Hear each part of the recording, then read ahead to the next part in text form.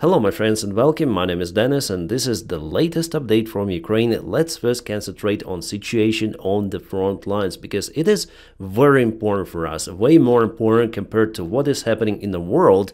And what is happening in the world, well, you know it is kind of crazy. But yes, this channel's priority is after all Ukraine, so let me show you what is happening not far away from Andriivka, and this is entire Pokrovsk direction. This is Andriivka town that was taken by Russia almost 2 years ago, and they advance now over here. Well, and how they advance you may see just on your screen. It was kind of the average Russian attack where they used some of the tanks and BMPs, yeah, unsuccessful. Again, Ukraine used some of the FPV drones. That's the standard image of this war, and Ukraine has in a way advantage over the Russian army in using of the average FPV drones. By the term average I mean frequency control, not fiber optic cables. Unfortunately, with those Russia still has priorities, but nevertheless Ukraine hit the Russian fiber optics cable factory not long time ago, so maybe they'll lower their production for the drones. We'll see. So yeah, the situation for the Russian army, I would say that it's not good at all. For the last week in this area they were able just to expand this bridgehead in Rosleaf village. That's it. And you know guys, there is no any perspective for them to go forward because now two of those small rivers on the way to the other village, Bahatur, yeah, that's the name, so those two rivers, they're full of water. So either Russians have to cross them with their forces, which is not safe, or they should wait for the warmer weather. I would say that so far this advancement of the Russian army towards Rosleaf is not critical at all for the Ukrainian armed forces. But Russia still tries to move more reinforcements to Andriivka village especially, and they are being caputed on the way usually. In this area Russia tries to concentrate many more new forces. Well, at least according to the information that I have that is coming from our commanders. Here we have kind of the interesting video. This is the Russian vehicle, probably Buhan. Yeah, it's the Buhanka van full of the Russian infantry.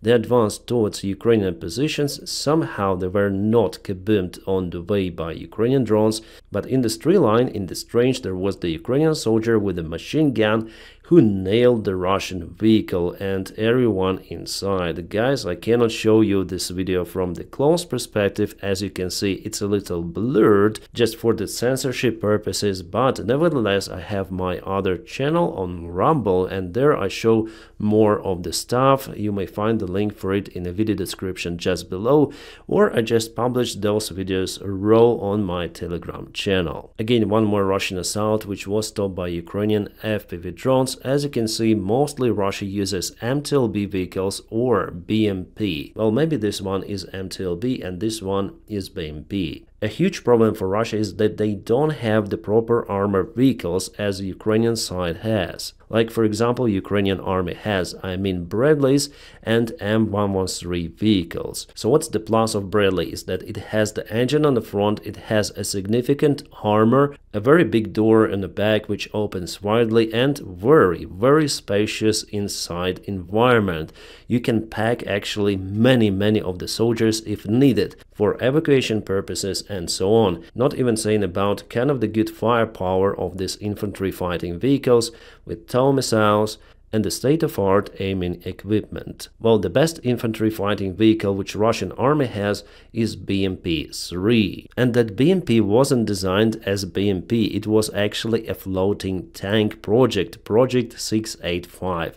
You might find it even on War Thunder. By the way, it is not the advertisement, and the developer of this game is under the big question, I would say. This image is just for you to understand the project of this floating tank that could cross some of the small lakes, rivers and so on, and that is why the armor on this vehicle is very light. Well, how Russians converted that tank into BMP, they just increased the size of the compartment of cabin itself to accommodate soldiers. You may see it's on the back, but the capacity of the vehicle is much smaller compared to Bradley. Plus they left the rear engine composition, which is not okay if you want to leave the vehicle right away. You can see there is some sort of the step here, and that's why they open the door sideways on the back and also on top, just to get enough space for crew members and for soldiers to leave the vehicle fast. On Bradley, the engine is in the forward part of the vehicle, so you have a good armor. Actually, you have engine, and engine also helps to stop shells coming into the compartment of the vehicle. And here you don't have this stuff. What you have is a very light armor, very light compared to Bradley. It's like there is no armor at all. Almost every sort of RPG may easily penetrate this vehicle because it was designed at first as a floating freaking tank, so the armor should not be that heavy. So for the crew and soldiers inside, this vehicle is not that safe. But yeah, it's very light, so it's kind of sporty, and also it has a good firepower, better compared to Bradley. Yes, it has a good cannon, because again it was designed as a tank. But even with this cannon, the probability for them to hit some other tank, well, it is quite low. And Bradley, well, it has a good armor compared to this one, and BMP-3 armor, well, it is very poor. And that's why Russia tries to modernize the vehicle, putting extra armor plates. Over here it looks like the Bradley armor. Inside those boxes there are layers of metal under some turn angle, so they learn on their mistakes. But Russia should came out with a new vehicle design, completely new, because this is a very small vehicle and it is also uncomfortable for the crew to operate. Plus this BMP-3 vehicle with all of those armor plates lost the capability to float. It became too heavy, and I rarely can see those kind of the modified vehicles on the front lines. Usually it is just a grille on the sides and on the top, and this vehicle is easily penetrated by FPV. One or maximum two are enough to stop it. It's just for you to understand the difference between the Soviet-made vehicles and the Western-made. Yeah, obviously Western vehicles are much better, and luckily they are in the Ukrainian army. We just need to get more. And by the way, where is the Russian Armata tank? Why it is not there in Ukraine? I do not even remember the last time I saw some of the images of this tank. Maybe it was a couple of years ago, and Russia showed two of those tanks going through the field, and yeah, some of the Russian military bloggers said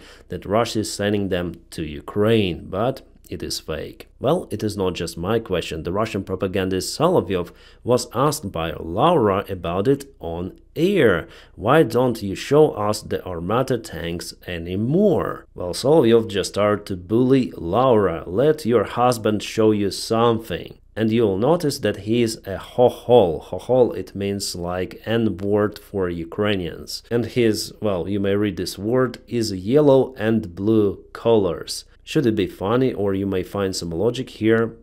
I don't know why he says those words. What we show, how, and then is our business. Go to the kitchen to cook borscht. Yeah, Solovyov is always like that. Before, he attacked even Russian mothers who lost their sons and husbands in this war. They started to tell about the poor supplies in the Russian army, but Solovyov accused them for being Ukrainians, or hohols, as he said. And this is BMP-2 of the Russian army. It is even worse than BMP-3, but way more popular still. So yeah, couple of the drone drops and it is gone. My friends, by the way, if you want to support the job that I do here on YouTube, you're very welcome to my Patreon page. I'll put the link for it right in the video description below. Thank you so much for your kind support of my motivation. Alright, let's go back to the front lines just a little. So we have the update from the Basivka village. Russians claim that they've entered it and took it under control. However, on the military map it is still in a gray area, and I haven't found the confirmation from the drone cameras showing the Russians with their flags as usual if they take some of the village. So I would wait for some time for this confirmation, or maybe this information is just fake. The idea for the Russian army is to go to this road to cut it for Ukrainian army supplies in Kursk region. And yes, the part of the Russian territory is still under Ukrainian control. And guys, just right away we have the update that the Ukrainian defense forces pushed back the enemy in Shevchenka. So let's go to this area. It's not far away from Pokrovsk. It was yesterday and it is today. Shevchenka village is little by little going to the gray area. So Ukrainian army is presented there. There is heavy fight ongoing. So it happened over here not far away from Pokrovsk, and Ukraine attacks from multiple of the directions in the northern area of Pokrovsk. So here towards Peshane, towards Kotlin, in Uspenivka, and here's the new attack vector, like all the new attack towards Shevchenka, because Ukraine liberated the part of the territory well before. So if the plan for Russia was to occupy Pokrovsk, now they are unable to reach it under any sort of the circumstances. Well, maybe if Ukraine would be left without any sort of the military support from the United States of America. In that case, after a while, Russia might accumulate more forces and push Ukraine out from Pokrovsk, but now, for several months ahead, this scenario is not possible. Well, meanwhile, Russia advanced in Huiva direction. Huiva is the territory of the Kursk Oblast. It was yesterday, it is today. Yeah, this area shrinks a little. Plus, Russia again expands their bridgehead in Liman direction. So it was yesterday, it is today. Just this color went into red. So before it was the gray area. And in Chasiv Yar, Russia took a couple of more houses. So not a significant advancement of the Russian army at all. Plus, we have some of the push from Ukrainian side in the most critical direction, not far away from Pokrovsk. So I would say that the situation for the Russian army is far to be ideal on the front lines. And we have new videos of how Ukraine nails some of the Panzer IS air defense systems of the Russian army. Those were spotted by surveillance drones and caputed by FPV. Where it happened? Well, probably in the south. They do not specify the direction. But two of the Russian air defense systems are just gone. Awesome result for our defenders. Alright, about the strikes on Ukraine, Russia again says that they hit just military infrastructure, despite all of the evidence from Kryvyi Rih, where Russia hit basically playground with their Iskander ballistic missile, unaliving 20 of the civilians, including many of the kids. Well, Peskov today said that no, it's the fake. The Russian version is that there was some sort of the restaurant with many of the Ukrainian warriors. But we have the CCTV camera from the restaurant by the time of the strike, and there was no one almost inside. Several of the people, and for sure, they do not look like Ukrainian soldiers. Yeah, after the strike happened, camera went off, and yeah, I shared it on my Telegram channel, so you may check it out. And what Russia tells is absolute lies. So yeah, never ever trust Russia. Alright, about this, do I really need to say something? I mean, I think you already understand everything of what is happening with President of the United States of America and his dream team and what they do to the world economy, not just the United States of America. And you know, I was told, Dennis, don't speak about elections in the United States, don't speak about politics of the United States. But markets, stocks, they're crashing elsewhere, because the United States is not just about the United States, it's about the world stability. The previous world order has been destroyed, as well as the previous economy. I just can tell you guys that we are witnessing one more economic crisis, and probably stocks will go down even more. Actually, I expected this move like a couple of days ago, before even the weekend, but Monday is always an interesting day of the week. And I personally think that it is just the beginning, because tariffs are not acting yet. They will be implemented, I guess, in a couple of days, and the economy needs some time to really feel this impact. And by the way, there is the trade war between the United States and China. So China, as you know, already implemented the tariffs against the United States, also 34%. Well, Trump said that if they do not remove that tariff, Trump will apply 50% of the tariff more. So totally it will be 104% in general, because previously Trump applied 20%, so 20 plus 34 plus 50, it's 104. Well, China's officials say no, we're not gonna remove the tariffs unless you do so. And I expect that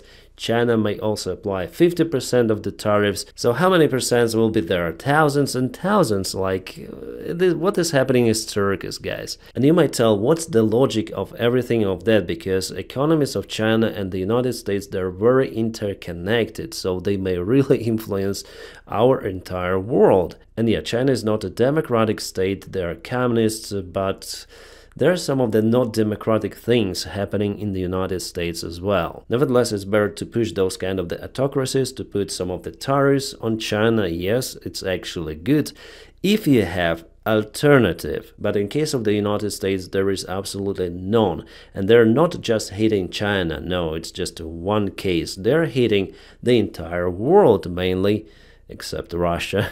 Yeah, North Korea and Belarus. Well, guys, it is just impossible to produce the same amount of the goods, components, parts in the United States of America. To move all of the production to USA right away, it might take years and years, if not the decades. Our economy is just too global, so United States just isolates itself from the rest of the world. Now you'll have the biggest consumer, the United States of America, and yes, they also import some of the stuff, but you may produce that stuff around the world, you may replace it. However, if you want to export something inside USA, you have to pay tariffs. So basically the rest of the world will have more or less free trade compared to USA. It is just pure isolation. It is not how it should work. Like with China, I more or less understand that, but with your own allies to behave the same, it is strange. And yes, that's why we have this kind of the picture which might spark the next recession. Actually, it's already happening, guys, but how severe it could be, only time might show. But what I may say that Warren Buffett knows something, because he's the only billionaire who gained some profit. Putin met.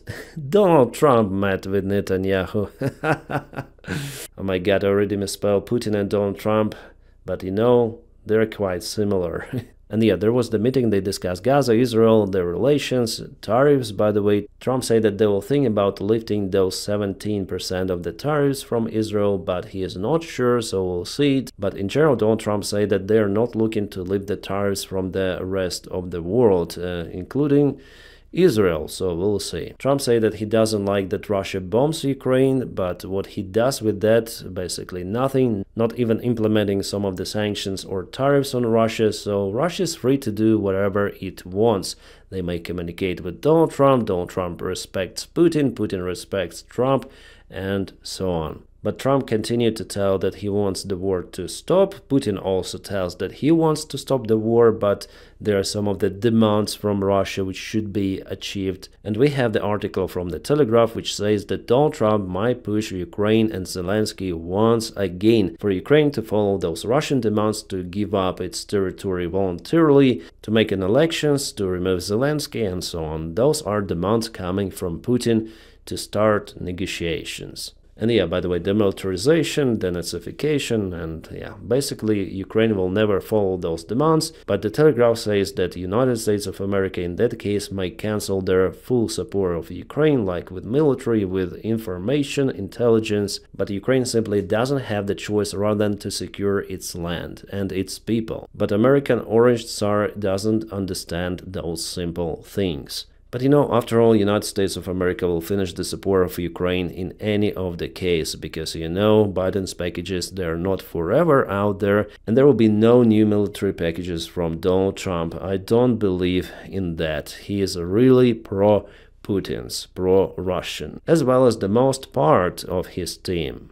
Guys, you probably know the tragic story which happened to 4 of the American soldiers during the military drills in Lithuania. Well, the bodies of those soldiers were sent back to the United States of America, and Trump, well, he didn't find the time in his schedule to meet those bodies of the soldiers, to share his gratitude for their service. According to media, Trump preferred to have lunch with his business partners and then play golf. Meanwhile, thousands of Lithuanian citizens shared their gratitude and their thanks and their final farewell to those soldiers in the capital city of Vilnius, Lithuania. So yeah, those fallen American soldiers, they have more honor from someone abroad than from their own president. It is crazy. And remember the case how Iran shut down Ukrainian civilian airplane. By the way, I used to work in this particular airline. I could be on board even on this airplane as any other pilots who flown this airplane type. Well, Zelensky as president plus other Ukrainian officials, they honored crew members and passengers of that plane by the time bodies arrived to capital city of Kiev. And Zelensky spent their whole freaking day also with the relatives of those who lost their lives, because it was really important. But those guys, they were civilians. But the soldiers of the United States Army, they served to America, they served to American people and to American president. But president, he neglected, he didn't even appear, he didn't do anything. He just commented something, answered some of the question like definitely they were found dead. That's it. Well, you may say that the United States is a big country, they have tons of the soldiers, but those kind of the cases with the life losses somewhere in Europe, they're not happening every day. And you know, spending time for lunch and playing golf compared to spending the time with gratitude to your own people, I think those are two different stories. Alright, to the other topic, the European Union Commission processes 25% counter tariffs on some United States imports, document shows. Okay, so there will be counter tariffs from most of the countries, I guess, and economy blocs like European Union. If it is not a trade war, I don't know what it is. Plus, the head of the European Central Bank, Lagarde, says that Visa, MasterCard, PayPal and Alipay might be cancelled in Europe.